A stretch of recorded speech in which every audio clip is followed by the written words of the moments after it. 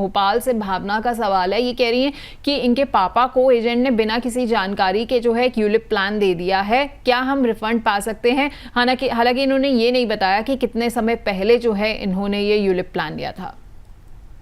नहीं, बिल्कुल जैसे मैंने बताया कि एक 15 डे का फ्री लुक पीरियड होता है। अगर उसके बीच में अगर आप उनको अगर इंश्योरेंस कंपनी को अगर कंप्लेन करते हैं तो आप सरेंडर कर सकते हैं, कैंसिल कर सकते हैं पॉलिसी।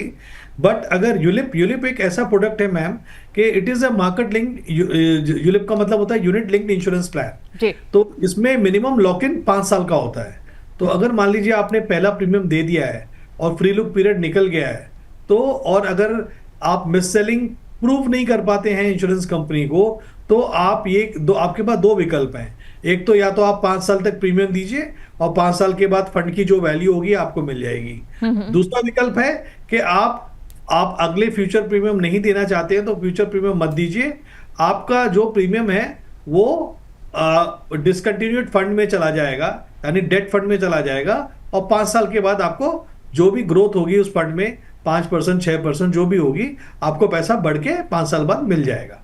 तो इसलिए आपका कोई ऐसा नुकसान नहीं होने वाला, बट हाँ, आपको उस यूलिप के केस में 5 साल रुकना पड़ेगा। ठीक है, तो यूलिप के केस में भावना जी आपको 5 साल रुकना पड़ेगा। हो सकता है कि आपको 5 साल तक प्रीमियम जो है वो भरने पड़े। अगर आप ऐसा नहीं कर पाते हैं तो फिर जैसा कि पंकज जी ने बताया, ये भी तरीका अच्छा है कि आपने जो है उसके बाद डिसकंटिन्यू कर दिया और जो पैसा आपका है वो डेट फंड में चला जाएगा। उसके 5-6% की ग्रोथ के अकॉर्डिंगली जो है आपको आपका पैसा जो है वो वापस मिल जाएगा। अगला सवाल ले लेते हैं। चंडीगढ़ से समीर बंसल का सवाल है। ये कह रहे मैंने पॉलिसी ली थी ये सोचकर कि भाई हर साल जो है बोनस मिलेगा, लेकिन ऐसा हुआ नहीं है, तो क्या मैं इसे मिस सेलिंग का केस मान सकता हूं?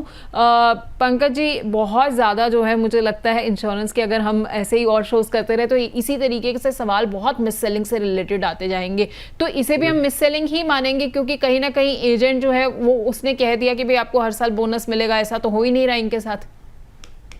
नहीं, देखिए, पहले तो हमें ये समझना पड़ेगा बोनस का मतलब क्या होता है। वैसे आपका शो का नाम भी अमर उजाला बोनस है, तो दोनों वर्ड टकरा रहे हैं यहाँ पर। देखिए, बोनस इंश्योरेंस में क्या होता है कि बोनस जब जो भी आप प्रीमियम देते हैं, फॉर एग्जांपल कोई जो पार्टिसिपेटरी ट्रेडिशनल प्लान है, आप कंपनी उसमें जो प्रीमियम लेती है उस प्रीमियम को वो आईआरडीए के रेगुलेशन के हिसाब से मार्केट में लगाती है।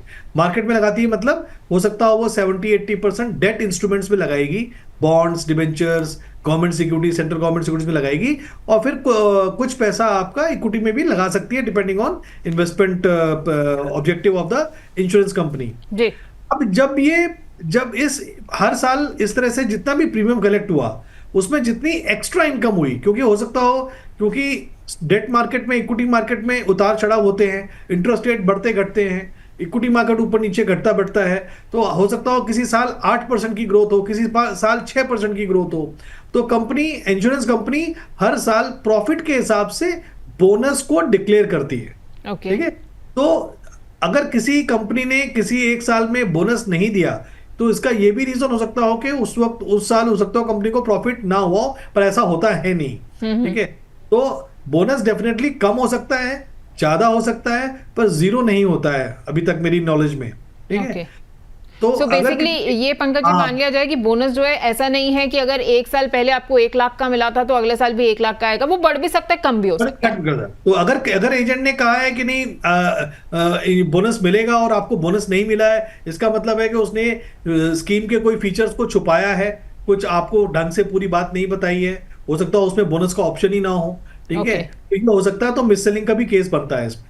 ठीक है, तो ये बस आपको समझिए अब देखना पड़ेगा कि बेसिकली हुआ क्या है, क्योंकि जैसा कि पंकज जी ने साफ किया कि बोनस अगर आपको बताया गया है आएगा तो सही, लेकिन अगर नहीं आ रहा है तो कहीं ना कहीं ऐसा हो सकता है कि आपके साथ मिस सेलिंग हुई हो। एक बार आपको अपनी पॉलिसी के बारे में जो है एक बार इंश्योरेंस कंपनी से जरूर चेक करना पड़ेगा कि क्या वाकई उसके अंदर बोनस इंक्लूड है कि फिर मिस सेलिंग हुई है, उसके बाद ही आप अपना अगला कदम जो है उठा पाएंगे। पंकज जी, अब हम बिल्कुल अंतिम पड़ाव पर आ चुके हैं अपने शो के। मैं अंत में ना बस एक चीज जानना चाहती हूँ आपसे कि भविष्य में उपभोक्ताओं को अगर ऐसे फ्रॉड से बचाना है तो यहाँ पर क्या क्या ज़रूरतें जो हैं वो आती हैं, सरकार की तरफ से भी उन्हें क्या कदम उठाना चाहिए और बीमा नियामकों के लिए क्या क्या ज़रूरी हो जाता है करना, क्योंकि ऐसे केसेस दिन ब दिन बढ़ते जा रहे हैं। जैसे जैसे लोगों को जागरूकता होती जा रही है, उनमें जागरूकता बढ़ती जा रही है कि भाई इंश्योरेंस लेना मेरे लिए क्यों ज़रूरी है, तो इसके साथ ऑब्वियस हो जाता है कि मिस सेलिंग ज़्यादा बढ़ती जाएगी। क्यों? क्योंकि नंबर ऑफ पीपल जो ले रहे हैं इंश्योरेंस वो बढ़ते जाएंगे।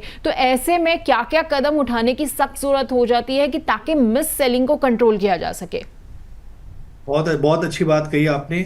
ये सरकार, ठीक है, गवर्नमेंट के साथ जो insurance regulator authority of India है, IRDAI, इन दोनों की जिम्मेदारी बनती है कि इंश्योरेंस कंपनीज को रेगुलेट करें और देखें कि कैसे मिस सेलिंग को कम किया जा सके। ठीक है, सबसे इंपॉर्टेंट बात लगती है, जो मुझे लगता है 4-5 कदम IRDAI को या इंश्योरेंस कंपनी को अपनाने चाहिए। सबसे पहले है कि इंश्योरेंस प्रोडक्ट को मोर ट्रांसपेरेंट बनाना चाहिए। ठीक है, हमें हर प्रोडक्ट को बड़े सिंपल लफ्जों में समझाना चाहिए कि इस पॉलिसी को किस तरह के लोगों को लेना चाहिए, इससे क्या मैक्सिमम मिनिमम बेनिफिट मिल सकते हैं, और इसमें क्या रिस्क है, क्या लॉक इन पीरियड है, क्या लिक्विडिटी है, और अगर टेंडर करेंगे तो कितने, मतलब everything should be transparent in a very simple language. हमें वो लैंग्वेज में बताना चाहिए जो एक आम इंसान समझ सके, पढ़ सके। ठीक है, दूसरा जो मुझे लगता है कि जो सबसे बड़ा एक गैप है इंडस्ट्री में, वो है regular training of the insurance agents.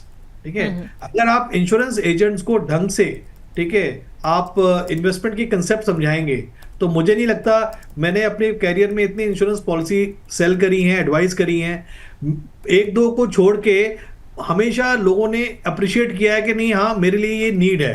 इसका मतलब है इंश्योरेंस एजेंट को पता होना चाहिए कि किस व्यक्ति को किस एज पे कौन सा प्रोडक्ट एडवाइजेबल है, क्योंकि इंश्योरेंस में भी बहुत सारे प्रोडक्ट हैं। तो एक तो मेरे ख्याल से ट्रेनिंग नीड्स बहुत इंपॉर्टेंट है। जितनी ट्रेनिंग एजेंट्स की करेंगे, उनको इक्विप करेंगे नॉलेज से, I think they will result in less miss selling.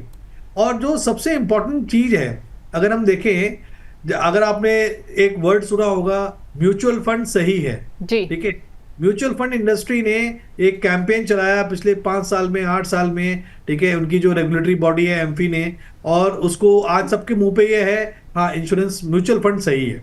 तो हमें IRDA को या इंश्योरेंस सरकार को या इंश्योरेंस कंपनीज को थोड़ा से फंड हमें इन्वेस्टर अवेयरनेस पे भी क्रिएट करना चाहिए। ठीक है, अगर हम पूरे प्रोडक्ट को देखें, इंश्योरेंस की बास्केट को, तो उसमें एक प्रोडक्ट होता है जिसे हम टर्म प्लान कहते हैं, फिर ट्रेडिशनल में गारंटीड, नॉन गारंटीड हो गया, फिर आपका मार्केट लिंक्ड इक्विटी प्रोडक्ट। तो सिंपल 4-5 प्रोडक्ट होते हैं। अब उन 4-5 प्रोडक्ट को कैसे हम लोगों में अवेयरनेस फैलाएं कि किसी 30 साल के बंदे को इक्विटी लिंक लेना चाहिए, किसी 40 साल के व्यक्ति को हमें ट्रेडिशनल प्लान लेना चाहिए। अगर हम ये अवेयरनेस क्रिएट करें, ठीक है, तो मतलब इन्वेस्टर खुद जाके ब्रांच जाके बोले कि मुझे ये प्रोडक्ट लेना है।